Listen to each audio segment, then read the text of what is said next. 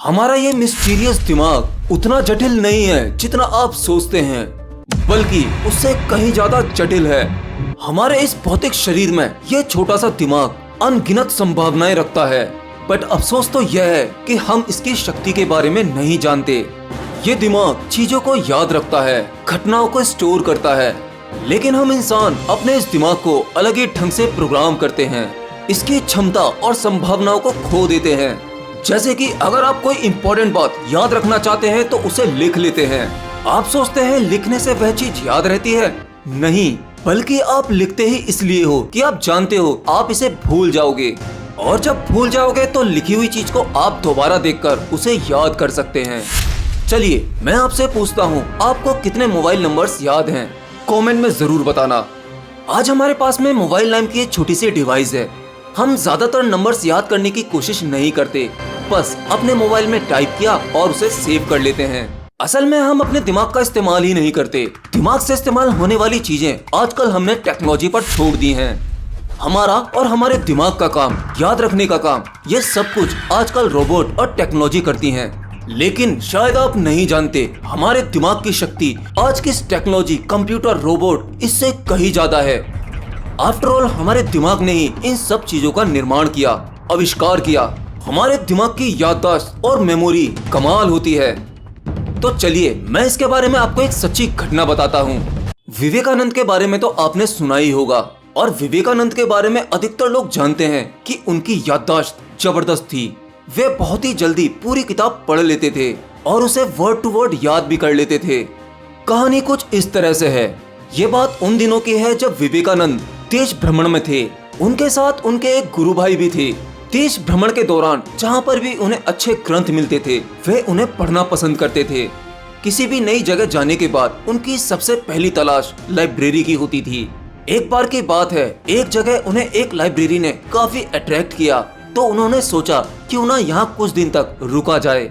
उनके गुरु भाई उस पुस्तकालय से उनके लिए इंग्लिश और संस्कृत की नई नई किताबें लाकर देते थे, और विवेकानंद उन किताबों को पढ़कर अगले दिन ही वापस दे देते थे। रोज रोज नई नई किताबें लाना और उसे अगले दिन ही वापस कर देना। यह देखते हुए उस पुस्तकालय का लाइब्रेरियन काफी परेशान और हैरान हो गया। उसने स्वामी जी के गुरु भाई से कहा, क्या आप इतनी सारी नई नई किताबें केवल देखने के लिए ही ले जाते हैं? अगर आप इन्हें केवल देखना ही चाहते हैं तो मैं यहीं आपको सभी किताबें दिखा देता हूँ। आप रोजाना किताबों का इतना वजन उठाते हैं और किताबों को ले जाते हैं और फिर वापस देते हैं, यह शोभा नहीं देता और मुझे भी अच्छा नहीं लगता। लाइब्रेरियन की इस बात पर स्वामी जी के गुरु भाई ने लाइब्रेरियन से सीरियसली एक बात कही, जैसा आप समझ रहे हैं वैसा बिल्कुल नहीं है। हमारे गुरु विवेकानंद इन सभी किताबों को बड़ी ही गंभीरता से पढ़ते हैं, उसके बाद ही किताब को वापस किया जाता है।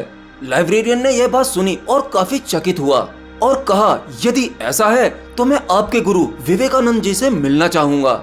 अगले दिन स्वामी जी की मीटिंग उनके साथ हुई और स्वामी जी ने कहा, महाशय आप हैरान ना हो, आपकी लाइब्रेरी से आई हुई सभी किताबों को न केवल मैंने पढ़ा है, बल्कि वह सभी किताबें मुझे मुंह जवानी याद हैं।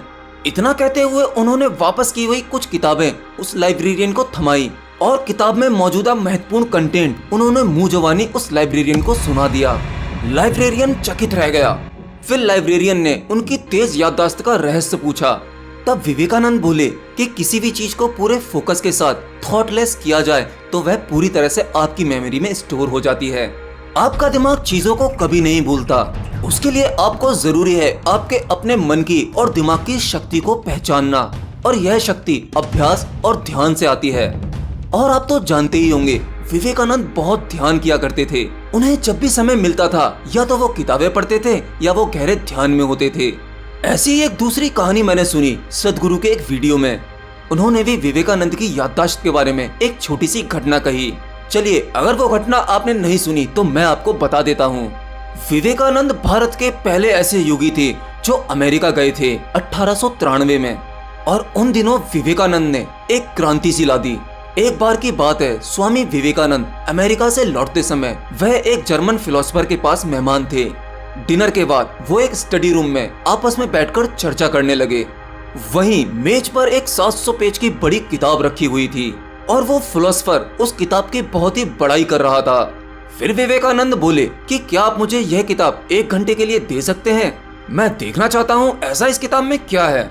फिर वह आदमी हंसने लगा और कहा कि क्या आप इस किताब को 1 घंटे में पढ़ने वाले हैं? मैं तो इसे कई हफ्तों से पढ़ रहा हूँ, लेकिन मैं इस किताब को समझ नहीं पा रहा हूँ क्योंकि यह बहुत ही जटिल है और वैसे भी यह किताब तो जर्मन भाषा में है और आपको तो यह भाषा आती भी नहीं है। इस 1 घंटे में आप क्या कर सकते हैं? विवेकानंद ने कहा कि आप जरा किताब तो दीजिए, किताब को देखकर बताता हूँ कि क्या कर सकता हूँ। तो फिर उन्हें वह किताब दे दी गई। उन्होंने उस किताब को अपने दोनों हाथों के बीच में पकड़ा और फिर आंखें बंद कर बैठ गए। और फिर 1 घंटे बाद किताब को वापस करते हुए विवेकानंद ने कहा, इसमें कुछ भी खास नहीं है। उस आदमी को लगा कि विवेकानंद के घमंड की तो हद ही हो गई। आपने किताब को खोला तक नहीं और आप उसके बारे में कमेंट कर रहे हैं। इवन आपको ये भाषा तक नहीं आती। मतलब वो थोड़ा सा चिढ़ गया कि ये किस तरह की बकवास है। फिर विवेकानंद बोले कि आप किताब के बारे में कुछ भी पूछ लीजिए और मैं आपको बताऊंगा। ठीक है, उन्होंने कहा पेज 633 में क्या लिखा है और फिर विवेकानंद ने किताब में लिखा एक एक शब्द दोहरा दिया। मतलब आप बस पेज का नंबर बोलिए, वो उस पेज पे लिखी बातों को वर्ड टू वर्ड बता देंगे। फिर वो बहुत चकित हुआ कि ऐसा कैसे हो सकता है, ये तो चमत्कार है। आपने किताब खोली तक नहीं, ऐसा कैसे हो गया? विवेकानंद बोले, इसीलिए लोग मुझे विवेकानंद कहते हैं। विवेक यानी बोध। वैसे उनका नाम नरेंद्र था। उनके गुरु ही उन्हें विवेकानंद कहते थे क्योंकि उनके बोध की क्षमता ही कुछ ऐसी थी जो उनके गुरु ने पहचान ली थी। तो कुछ इस तरह से थी विवेकानंद के दिमाग की क्षमता, उनके बोध की शक्ति, उनकी स्मरण शक्ति। यह सिर्फ जब ही संभव है जब आप अपने दिमाग की शक्ति को पहचान पाएं, उस पर भरोसा कर पाएं। आप यह मत सोचिए कि विवेकानंद के पास में ही यह शक्ति उस ईश्वर ने दी थी, बल्कि हम सब में हर तरह की पॉसिबिलिटीज हैं। हम सबका दिमाग बहुत ही शक्तिशाली है, बस हम उसे जानते नहीं हैं कि उसका इस्तेमाल कैसे करना चाहिए। तो आप भी मेडिटेशन करते रहिए, शायद आप भी एक दिन अपने दिमाग की शक्ति को पहचान पाएं और आप ट्रांसफॉर्म हो सकें एक साधारण इंसान से एक असाधारण इंसान में। एंड लास्ट, अगर आप अपने सवाल या कमेंट पर वीडियो चाहते हैं तो आप हमारे नए चैनल आंसर वर्ल्ड को भी सब्सक्राइब कर सकते हैं और वहां पर अपना कमेंट छोड़ सकते हैं।